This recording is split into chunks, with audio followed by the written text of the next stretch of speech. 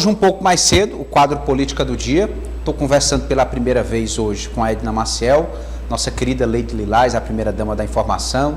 Boa tarde, seja bem-vinda. Boa tarde a todos. Recepcionar também o João Magalhães, editor de política do Jornal Dia, comentarista do Sistema. Na verdade, hoje todos nós somos do Sistema Dia. Aqui ninguém mais trabalha isolado em plataforma específica. Nós contribuímos para todas as plataformas dentro do Sistema Dia de Comunicação e é sempre um prazer contar com essa bancada criteriosa, experiente de analistas políticos. Bom, nós conversamos na Câmara Municipal de Teresina com o vereador Evandro Ide, que é o presidente estadual do PDT. A situação é a seguinte: a prefeitura aprovou, após uma batalha aí do líder do prefeito, o refis e 2 pedidos de empréstimo por unanimidade. Isso me chamou a atenção. Até a oposição acompanhou esses projetos que são estratégicos para a gestão municipal. Aí nós conversamos com o vereador Evandro Ide e eu questionei a ele: vereador, o fato do senhor ter votado favoravelmente a essas mensagens da prefeitura significa que o senhor deixou de ser oposição e está mudando para a base? Vamos ouvir o que ele respondeu. O vereador Evandro é vereador de oposição ao prefeito, mas não por isso, se eu dizer do meu primeiro mandato, não por isso aquilo que for bom para a cidade de Teresina, nós iremos ser contra. Pelo contrário, esses 2 empréstimos nós vamos cobrar. Como nós já votamos favoráveis aos outros 2 empréstimos que foram votados desde o início dessa gestão, de 750 milhões de reais aprovados, que a gente quer ver isso transformado em obras. O que é que a gente pede? Que esse recurso seja investido em obras. João Magalhães, a reflexão que eu gostaria de trazer hoje aqui é a seguinte: essas votações, elas serviram como um teste. Havia um temor em relação à base, se a base realmente seria uma maioria, ou de quanto seria essa maioria, e aí nós vimos um resultado por unanimidade. Mas está aí o exemplo do vereador Evandro, que disse que não mudou a postura de oposição. O fato de ter votado favoravelmente aos empréstimos e ao refis não quer dizer que ele deixou de ser oposição. Ou seja, o prefeito não pode afirmar que tem todos os vereadores ao seu lado, João Magalhães. Exatamente, Eliezer, boa tarde para você, boa tarde a Edna e boa tarde especial à nossa audiência. Tem assuntos que transcendem a essa questão de oposição ou base lá na Câmara Municipal. E a questão dos empréstimos é um desses temas, porque a gente está falando de um recurso público que vai cair nos cofres da prefeitura e que, em tese, é para ser aplicado em benefícios para a população. Obras, enfim, melhorar a prestação dos serviços. Então, nesse tipo de assunto, é natural que o parlamentar da oposição até faça um discurso cobrando transparência, cobrando que o gestor tenha equilíbrio para aplicar recurso, mas não é natural que ele vote contra essa proposta, porque nenhum parlamentar, mesmo que seja da oposição, não vai querer ser taxado como alguém que votou contra a vinda de recursos para Teresina. Então, assuntos como esse do empréstimo, do próprio refis, esses assuntos relacionados às receitas e outros muito importantes, de certa forma, eles não entram nesse jogo, nesse cálculo do que é base, do que é oposição, exatamente pela sua importância. Ninguém, repito, quer ser taxado como aquele que está dificultando a vinda de recursos para a cidade. Da mesma forma, o prefeito e, claro, toda a articulação política do Palácio da cidade precisam reconhecer que, exatamente pela importância desses assuntos, ele não pode calcular como todos aqueles votos sendo votos de quem é da base aliada, porque, de fato, sempre vai ocorrer de que, em determinados momentos, todos os parlamentares vão se unir em torno de um assunto, quando o objetivo principalmente é esse, se tratando da vinda, de receitas para o município de Teresina. E é bom lembrar que, apesar de ter sido aprovado por unanimidade os pedidos de empréstimos, ele ocorreu com uma certa demora. E essa demora não adianta muitas vezes quererem dizer que foi algo articulado só pelo presidente da Câmara, porque na verdade a gente via vários parlamentares participando desse movimento, É o chamado grupo de vereadores que gosta muito de ser chamado de independente, Aquele grupo que diz que não é da base, que nem é da oposição, e parlamentares com este perfil têm crescido em todo o país, na verdade. Não é só no âmbito municipal, não é só na Câmara Municipal de Teresina que o grupo de independentes é alto, Eu diria que hoje, na Assembleia Legislativa, é até uma exceção, porque lá, de fato, o governo do Estado tem uma base sólida e grande. reflexo inclusive do próprio processo eleitoral, mas já no ambiente nacional a gente volta a ter um número de parlamentares em situação independente muito grande. Eu diria que é até uma nova característica do parlamento, quando a gente observa o que tem ocorrido nas casas parlamentares do nosso país. Então, de fato, o vereador Evandro Ide está sendo bastante coerente. Votou a favor do empréstimo porque é uma pauta importante, mais de 200 milhões de reais. Então, é dinheiro que vai chegar na prefeitura e que, em tese, é para beneficiar a população. Não tem como votar contra. Tem como se cobrar transparência, exigir ali um calendário de obras, exigir, enfim, cobrar quais ações vão ser realizadas, mas votar contra, não. Agora, a prefeitura também não pode comprar esse resultado por unanimidade, como se tivesse resolvido ou solucionado todos os problemas, né, de interlocução com a Câmara, porque a gente sabe que esses problemas ainda persistem e são vários. Verdade. Então, Edna, existem determinadas pautas que elas transcendem a questão partidária ou de base política. Em algum momento, aquilo que é inegavelmente bom para a população, para toda a coletividade, precisa de uma união de esforços para acontecer, Edna. Mais uma vez, boa tarde. Realmente, independente de qual seja o partido ou qual seja o grupo da base ou não, fica até impopular se o vereador, não só Evandro Ide, mas como qualquer um vereador ou parlamentar de oposição, vote contra uma pauta de interesse público que se refere a um empréstimo grandioso que será, entre aspas, né, pelo menos é o que a gente sabe qual é o objetivo, de investimentos, servirá para investimentos na área que vai beneficiar a comunidade. Lembrando aí, quando o João estava falando também, relembrando que no início, né, como o João falou, já faz um tempinho que essa votação era para ter ocorrido, e apesar de você ter dito, Eliezer, que causou mesmo espanto, né, e também causou um pouco de espanto a unanimidade, porque vamos relembrar que no início do mês, quando a pauta foi colocada em votação, a votação não pôde ser concluída por falta de quórum. Tinham só 10 parlamentares e Evandro Ide estava entre eles. Se não me engano, você vai poder falar melhor do que eu, que está lá na casa todo dia, simplesmente a maioria, se não todos, eram de oposição. Então, assim, esse é um resultado do início já dessa história em relação ao empréstimo. Mas, reitero, sendo de necessidade da população, como a gente vê também Câmara Federal, Senado, quem é que vai votar contra uma alteração positiva em relação, por exemplo, a benefícios como Bolsa Família, né? Quem é que quer ficar impopular nas próximas eleições? Nesse caso aqui, Edna, para complementar o seu raciocínio, nós estamos falando de recursos para a zona rural, que é carente, precisa de muita coisa. Exatamente. Estrada, poço, mercado, empreendedorismo, escola, tanta coisa que precisa na zona rural. Isso. E construção de casas populares, mais de 400 casas. Olha aí. Na zona norte de Teresina. Você acha que o empréstimo, independente da origem, né, e independente, a finalidade dele é que é o mais importante, porque os trâmites são os trâmites legais, eles vão atingir diretamente a população, na saúde, na educação, na segurança, na moradia. Então, concluindo, dessa forma e voltando a fazer a comparação com o governo federal, ninguém quer ficar impopular, ainda mais agora que, embora alguns digam que estamos longe, já estão sendo feitas todas as conversas para as próximas eleições municipais.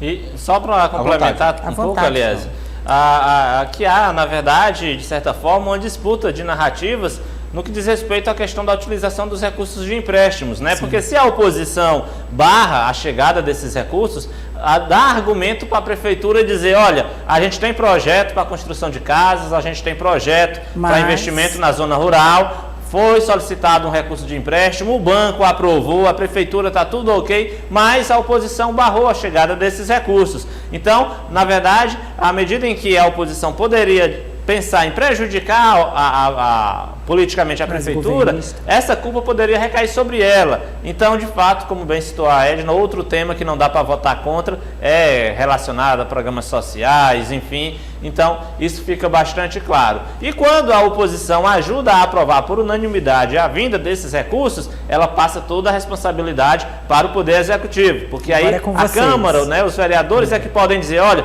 a Prefeitura fez o pedido de recurso e a gente aprovou. O recurso chegou, se a obra não foi realizada, então aí já não é da nossa responsabilidade. Então, de fato, tem tudo a ver com 2024. A gente está longe, realmente, pelo calendário, mas do ponto de vista do termômetro, né, da temperatura política, 2024 já chegou. O deputado Fábio Novo e todos aqueles que têm vindo até aqui o Jornal Dia News têm deixado isso muito claro.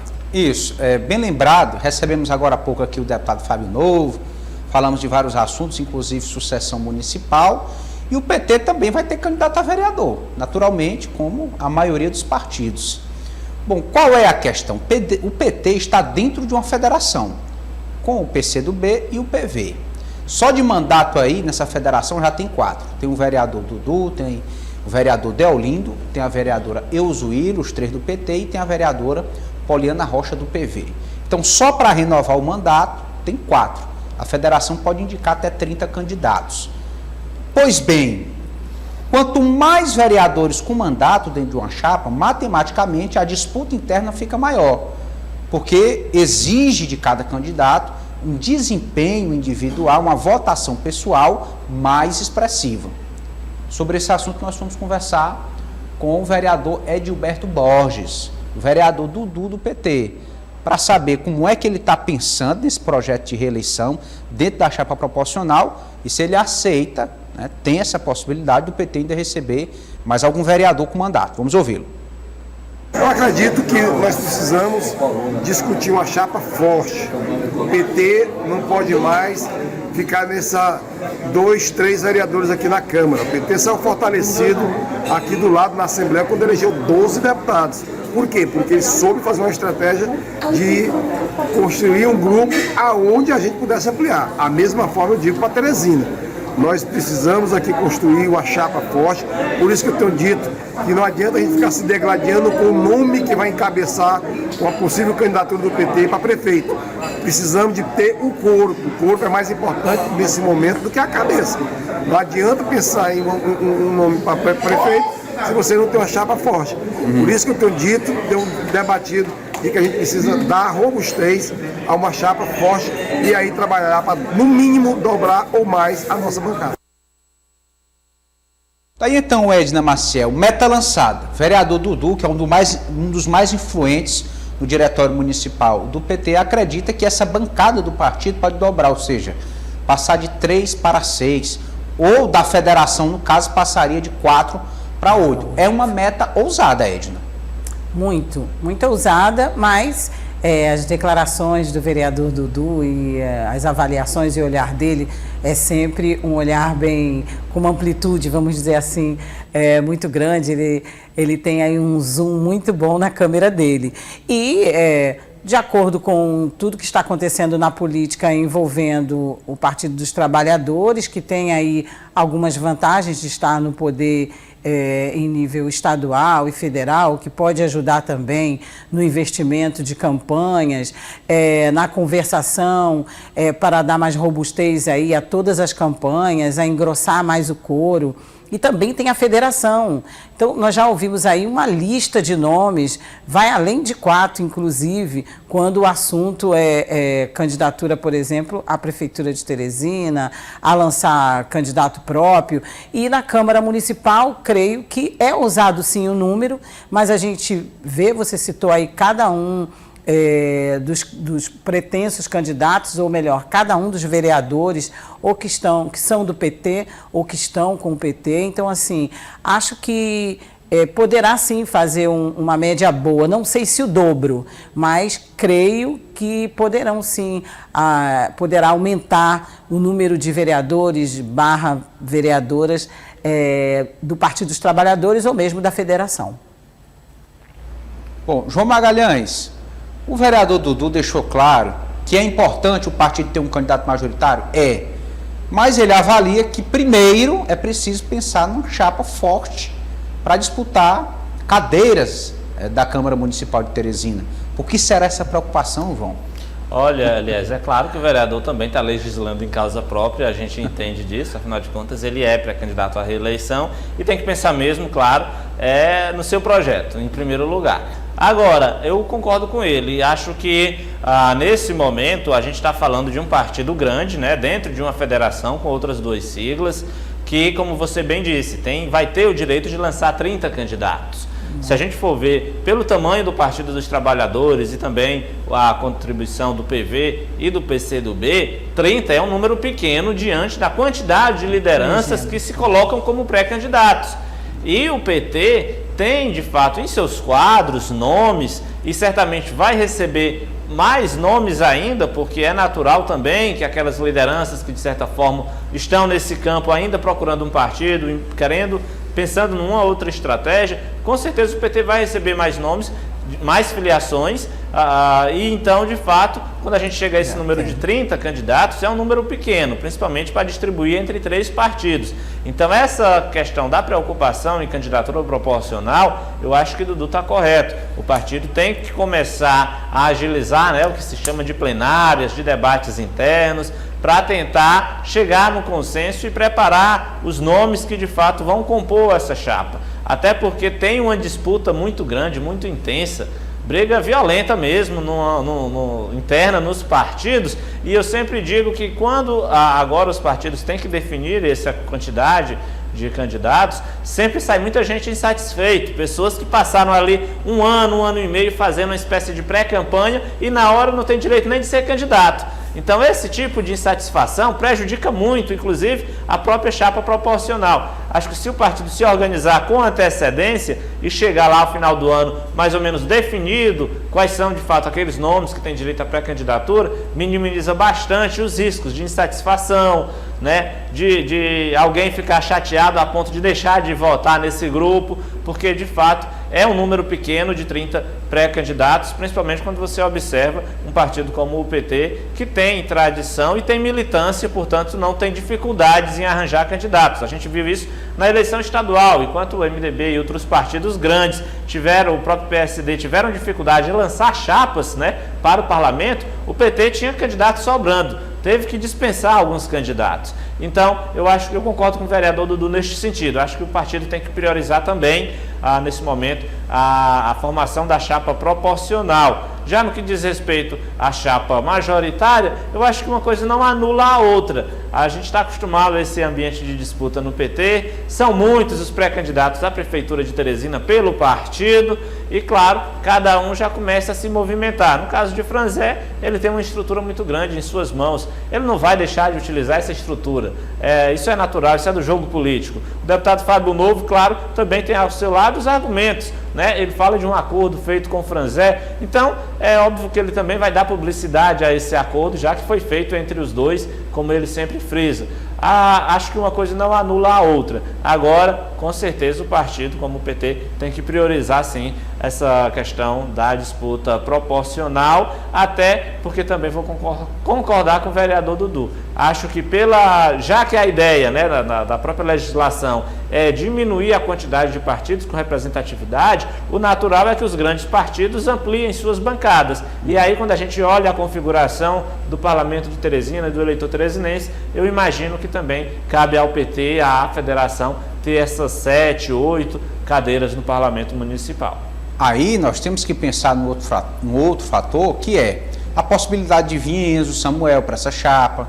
Sim. O vereador Venâncio Cardoso também quer. Como é que equilibra isso aí, Edna Marcel? Eu estava lembrando aqui, enquanto o João ia falando, do Venâncio, né, também.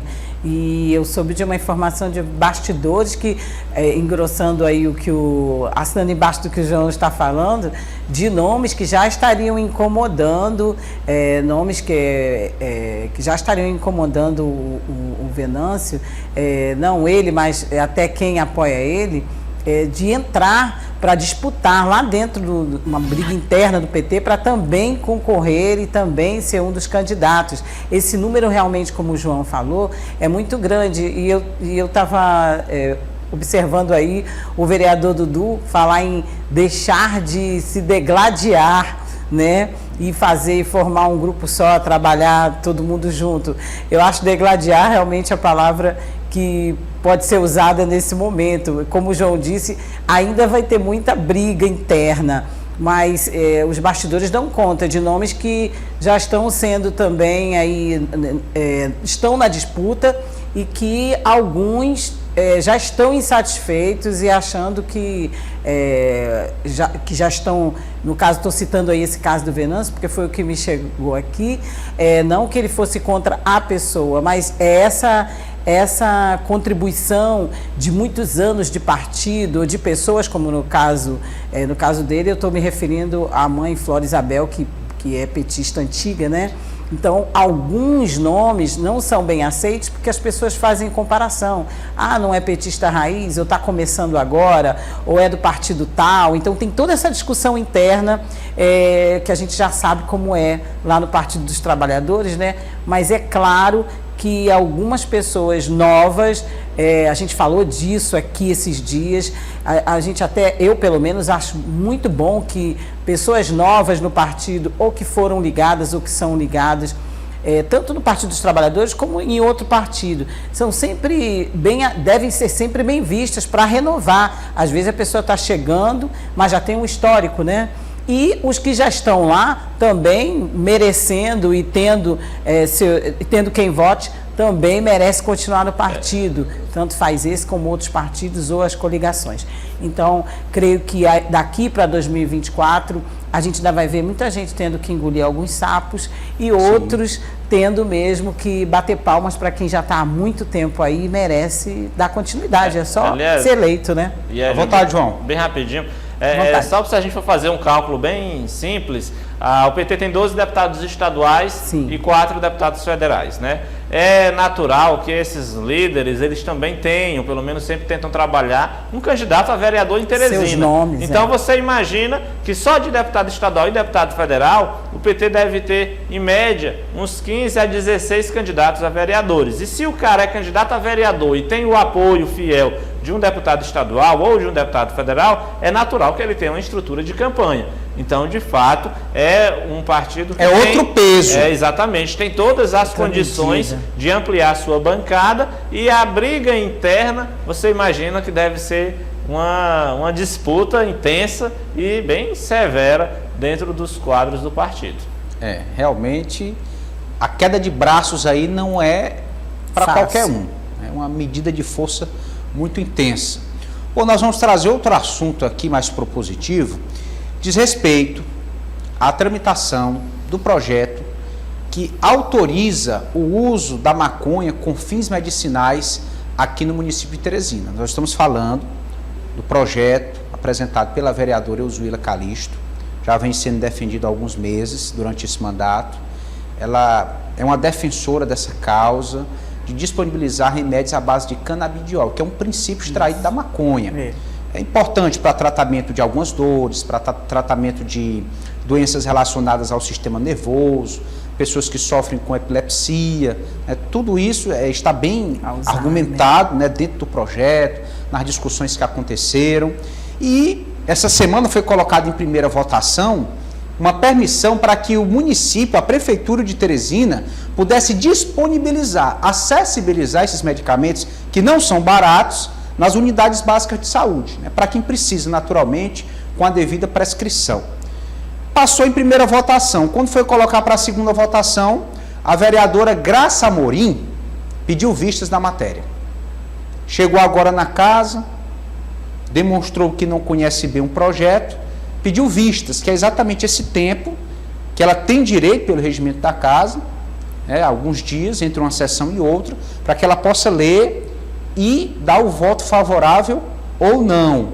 Sobre esse assunto, sobre essa postura que assumiu a vereadora Graça, nós conversamos com ela, vamos ouvi-la, a vereadora Graça Amorim. Quero ler o projeto de lei porque ele traz um dispositivo como dizendo da importância, mas depois ela obriga o município a distribuir todas as redes em toda a rede municipal, e a gente precisa só fazer uma análise dos dispositivos de lei, porque quando a gente vai votar só aparece a emenda. Então, sei da importância do projeto, reconheço a importância da medicação, mas a gente aqui está preparando uma legislação, e ela a gente tem que obedecer desde a Constituição Federal até a lei orgânica do município. Mas eu reconheço a importância, portanto, pedi vista, vou analisar e vou trazer o mais rapidamente possível para ele ser submetido à segunda votação. O senhor acredita que pode ser apresentado na forma de indicativo, já que gera despesa? Pode sim, mas eu vou ler porque alguns vereadores acham que não tem essa obrigatoriedade. Obrigando a prefeitura, é apenas tratando da matéria. Sendo assim, com certeza não vai merecer reparo. Agora, se for necessário, a gente pode sugerir, em contato com a vereadora Zuila, que é a autora do projeto, e está dando sugestão para que ele não volte para essa casa com vetado. Então, pela fala da vereadora Graça, não é que ela é contra o uso da medicação, a questão não é essa. A questão vai gerar despesa para o município, ter que disponibilizar um medicamento tão caro para as pessoas, então precisa ser melhor debatido. O que aconteceu? Terminou a sessão, a vereadora Elzuíra foi lá bater na porta do prefeito Doutor Pessoa.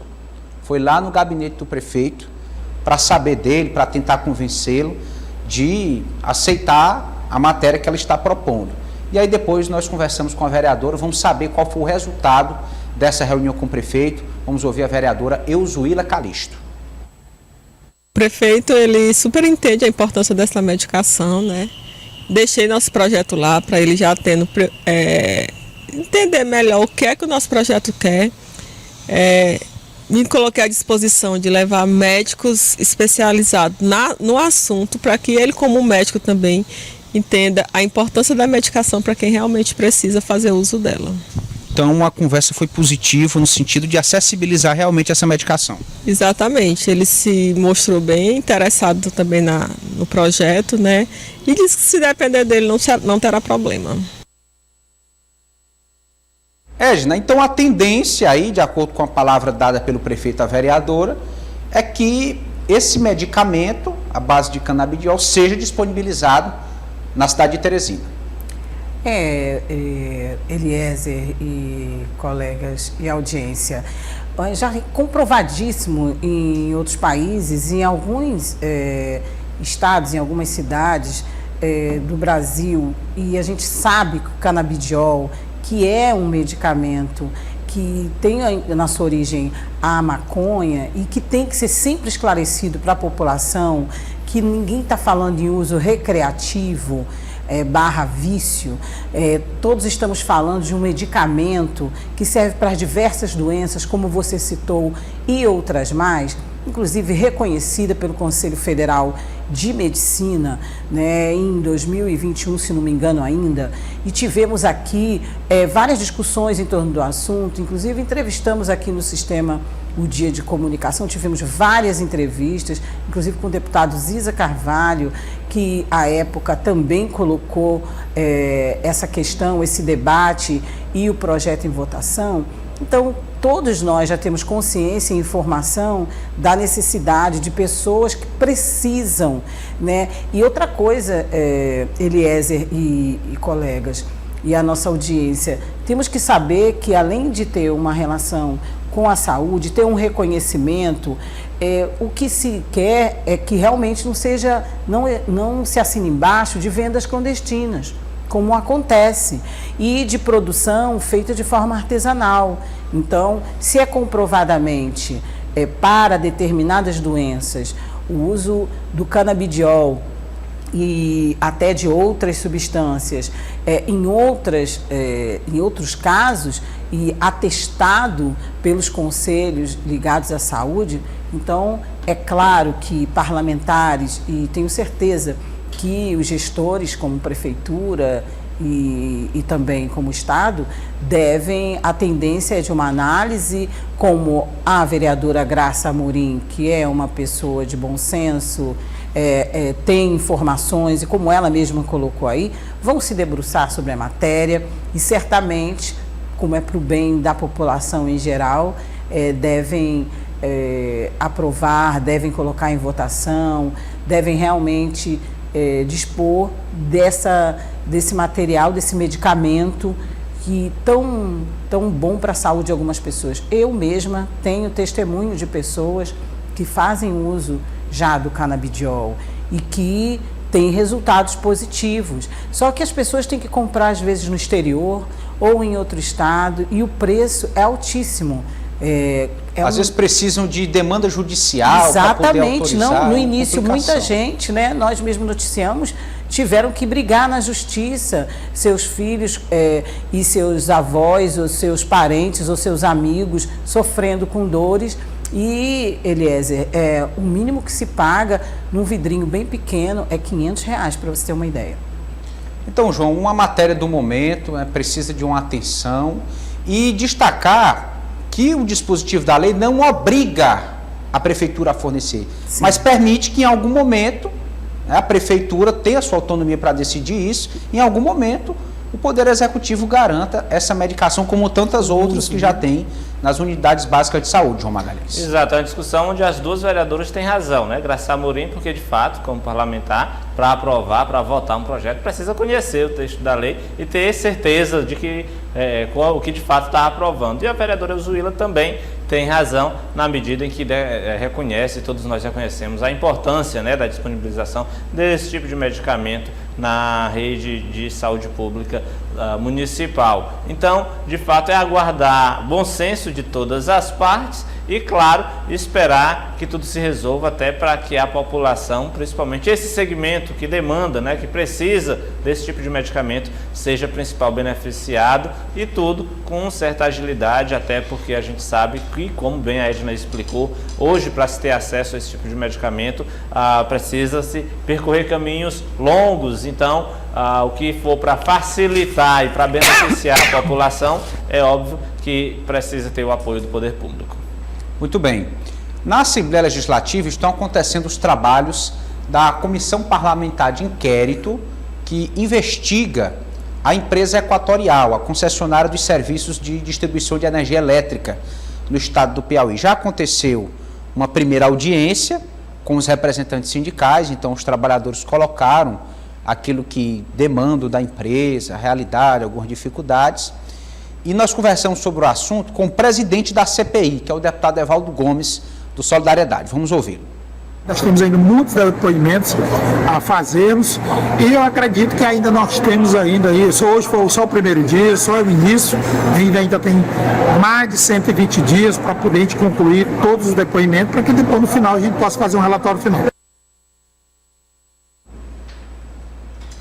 Tá aí então, precisa avançar, João Magalhães. Se tem deficiências, se tem demandas a serem atendidas, no mínimo uma satisfação tem que aparecer. Certamente, a CPI precisa apresentar relatórios que apontem soluções. É claro que a gente já imagina que as soluções vêm do tipo de que é preciso aumentar os investimentos em infraestrutura, enfim, tecnologia, pessoal, mas é preciso que esses caminhos sejam apontados, que a CPI tenha exatamente esse papel de ouvir todos os segmentos, não só empresários, não só associações de moradores, mas a própria concessionária de energia elétrica, que, diga-se de passagem, nos últimos anos tem apresentado uma melhoria na prestação desse serviço aqui no Piauí, ninguém pode negar. Então, que a CPI ela produza um instrumento em que toda a classe política do Estado, e aí entra inclusive a própria bancada federal, seja na Câmara ou no Senado, e até mesmo a própria concessionária de energia e o governo do estado, enfim, que esse relatório produzido pela CPI seja um instrumento em que todos os piauienses se unam para buscar de fato melhorias nessa prestação de serviço que é essencial, principalmente quando a gente fala de regiões do interior do Piauí, que essas sim sofrem muito mais do que na capital, obviamente, com essa questão da falta de energia, seja num investimento ainda mais para fortalecer o fornecimento de energia elétrica, até que sirva como atração de indústrias, enfim. É de fato algo que tem que ser pensado. A CPI vem em um bom momento, mas a gente espera, obviamente, que não seja uma CPI de caça aos culpados, né? E que seja muito mais um instrumento para que reúna em torno de si todos os esforços da bancada federal do Piauí, do empresariado, em busca de investimentos e de melhoria na prestação desse serviço, que é essencial aqui à população piauiense. Eu acho que o principal papel também, João, concordando com você, é que essa CPI traga esclarecimentos.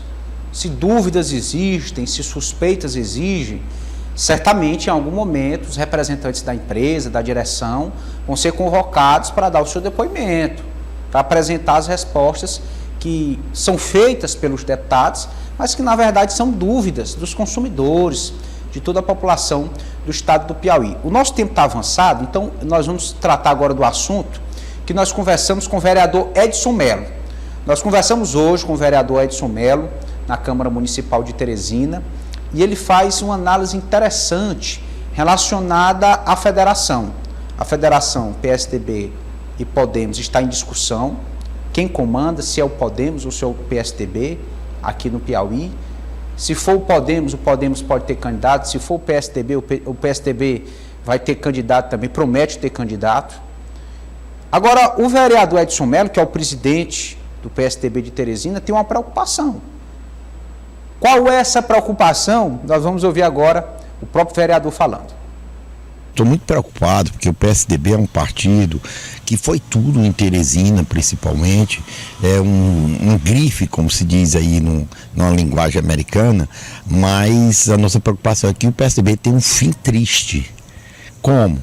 Virar uma sublegenda do PT. O PSDB ganhou várias eleições do PT em Teresina, o PSDB é um exemplo aqui em termos administrativos e políticos dentro da capital piauiense, e é muito triste isso. Nós defendemos uma candidatura própria do partido e vamos procurar isso até o último momento. Então o senhor entende que o Podemos, que está hoje comandado pelo secretário Fábio Abreu, seria um grupo diretamente ligado ao PT? Claro, está óbvio. Na realidade, eles querem impedir o PSDB de participar das eleições municipais do próximo ano. João Magalhães, sublegenda do PT e impediu o PSDB de ter um candidato. Como é que você avalia, João? Olha, primeiro é bom lembrar os erros, né, que o PSDB historicamente cometeu e que ajudam a explicar o fato do partido chegar hoje nessa situação. Concordo com o vereador Edson Melo no que diz respeito de haver uma possibilidade do PSDB se tornar uma sublegenda do PT aqui na capital, porque de fato, se a federação sair e o comando da federação ficar nas mãos do Podemos, nas mãos de Fábio Abreu, é natural que o PSDB fique a reboque, sendo aliado do grupo do governador Rafael Fonteles. Afinal de contas, Fábio Abreu é sim um secretário de Rafael Fonteles. Agora, o PSDB errou bastante, e a gente já comentou isso várias vezes, né, Edna e Eliezer, de que o PSDB errou quando no Piauí focou só em Teresina, esqueceu o interior do estado. O PSDB era muito centrado na figura do ex-prefeito Firmino Filho, e como hoje ele não está mais aqui, faltam lideranças para representar a sua articulação política, né, de fortalecer novamente o partido. A sigla tem grandes quadros, mas quadros que são considerados muito mais técnicos do que necessariamente políticos, né? Então, isso, obviamente, que prejudicou a imagem e o crescimento do PSDB quando Firmino Filho deixou, né, obviamente, de participar dessas questões. Então, concordo com o Edson Melo neste sentido. Eu discordo quando ele diz que há uma articulação no sentido de retirar o PSDB da disputa pela Prefeitura de Teresina. Na verdade, hoje, quando a gente olha o quadro eleitoral para 2024, pelo menos a minha avaliação é essa, é que o natural seria que a gente já enxergasse um nome do PSDB para se contrapor ao grupo atual do prefeito Dr. Pessoa. Mas a gente não consegue enxergar hoje esse nome no PSDB. Quando a gente olha para 2024, o cenário é totalmente aberto.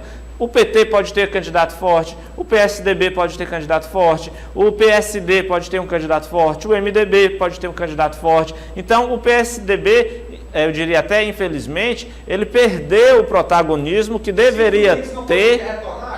Não tem essa ideia do doutor Silvio voltar e poder ser o candidato? A impressão que eu tenho é que nem o doutor Silvio Mendes consegue reunir de fato o PSDB em torno de seu nome, né? O PSDB em si, os tucanos, raiz, até eles têm um certo distanciamento da figura de Silvio Mendes quando eu observo o cenário de Teresina. Então, eu acho que o PSDB é muito mais responsável pelo seu, entre aspas, fracasso no momento, do que necessariamente ser uma ação orquestrada por outros partidos. Porque se o PSDB não tivesse cometido esses 2 erros de ter focado só na capital e ter centrado toda a sua articulação na figura do prefeito Firmino Filho, com certeza hoje a gente teria vários nomes que poderiam ser elencados e não apenas o de Silvio Mendes, que mesmo assim, mesmo sendo o mais forte, ainda enfrenta resistência nesse ninho. Rapidamente aqui para a gente encerrar o quadro. Edna, você acredita que o PT pode suplantar o PSDB aqui em Teresina? O assunto é bem complexo para eu lhe falar rapidamente, mas vou resumir, vou ser bem objetiva. Eu concordo com o que o João falou, esse é um resultado de uma história do PSDB. Entendo o vereador Edson Mello, PSDB raiz histórico, que inclusive nessa oportunidade citou nomes como Alferraz, Firmino Filho, entre outros. Tivemos Fernando Said aqui fazendo essa pontuação que o João também colocou, da gente ver que dentro do próprio partido ainda se questiona em relação à federação, à candidatura própria e ao nome de Silvio Mendes. Então, acho que essa história de ficar subalterno ao PT, de que vai ficar, pode ficar até resultado da sua história, ter que fazer realmente, se for uma decisão nacional, né, ter que fazer aí participar dessa conjuntura, né? Mas não acredito que se vá ficar também fora do jogo. O PSDB tem um nome, tem uma história, tem nomes e que certamente participarão das próximas eleições, se não com a força que tinha antes, mas fazendo jus aí ao seu nome e, infelizmente, colhendo os frutos do que plantou em termos negativos, nessa parte de que Edson Mello está ficando triste e vendo que o Ninho Tucano já não tem mais o brilho de antes. É isso, é esperar, aguardar, observar o que ainda tem por aí. E é claro que sabemos que o nome de Fábio Abreu é sim ligado ao Partido dos Trabalhadores e que esse é um risco se realmente for confirmado aí essa decisão em nível nacional. Para os tucanos vão correr esse risco mesmo.